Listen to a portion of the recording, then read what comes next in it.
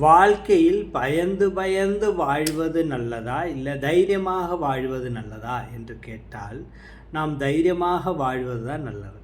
அப்போ தைரியமாக நாம் வாழ வேண்டுமென்றால் நாம் எல்லா விஷயத்திலும் நேர்மையாகவும் உத்தமனாகவும் இருக்க வேண்டும் அல்லவா?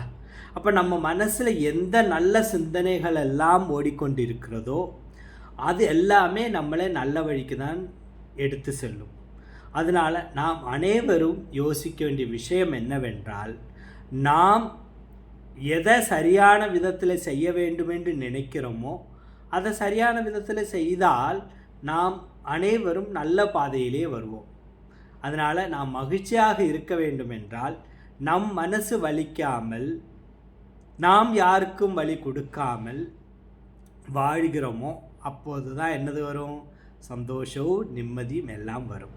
அதனால் அனைவரும் நல்ல சிந்தனைக்கு ஆளாவுங்க, நல்ல பழக்கத்துக்கு ஆளாவுங்க.